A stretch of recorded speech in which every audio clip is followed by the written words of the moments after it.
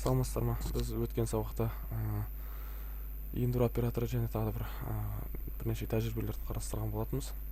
Бүгінгі сабағымыз біздің комментарийға арналады, яғни комментарий жайлы өтеміз. C++-та комментарийлар өзі екіге бөлінеді. Bir қатарлы және көп қатарлы болып. Яғни бір қатарлы комментарий дегеніміз ол бір қатарды ғана бір қатарды ғана компилятордан сақтап қалады. Яғни біз қазір запуск жасасақ, компилятор алады, былай қарап оқып көреді бәрін. Ал егер біз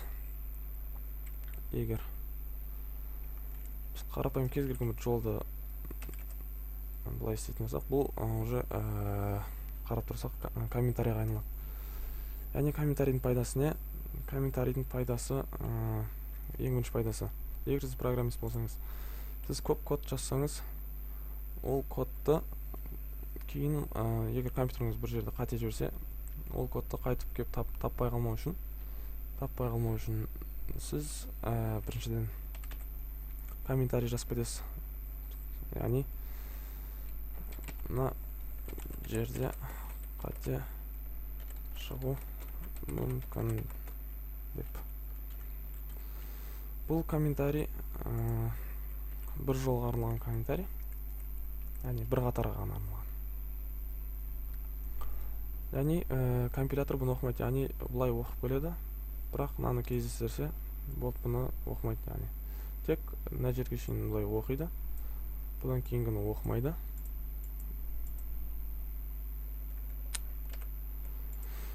Мынаны оқымайды, олай ары қарай оқып кете береді. Және комментарийдің екінші түрі ол көп қатарлы комментарий. Яғни сізге кейде көп бір кодтарды өшіру керек болады. Яғни өшірмеу керек, яғни істен шығара тұру керек болады. Сондықтан сізде бір қате шығып қалады. Ол қатені сіз бәрін өшірмеу үшін жағына былай көп қатарлы комментарий алып қойсаңыз болады. Яғни қазір компилятор бұны оқымайды, бұлай оқып береді. Және мынау кездестірген кезде мынаны экранға шығармайды бізге, тек қана бізге ғана көрінеді. Және бұлай келеді, мынаны да экранға шығармайды, бұл да тек бізге ғана көрінеді. Бұл және жұмыс істемейді. Сразу мынаны өтіп кетеді, болды, сонымен бітеді. Және де айнымалылар типтері, бір тоқтала кетейік.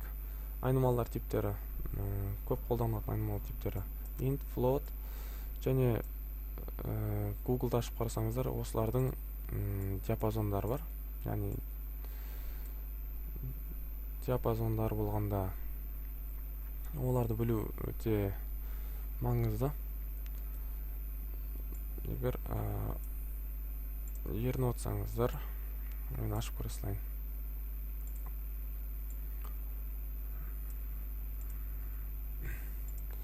Яғни қолға жазайық.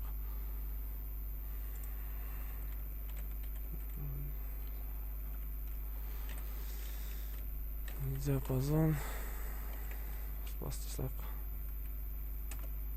Все. Мына жерде біз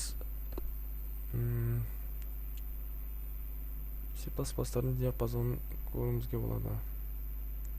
Типа данных. Visual C++.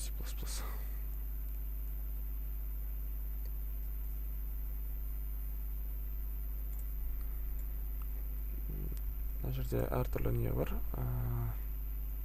Айнымалылар біз қолданылатынымыз осы int, бірінші қолданып жүргеніміз.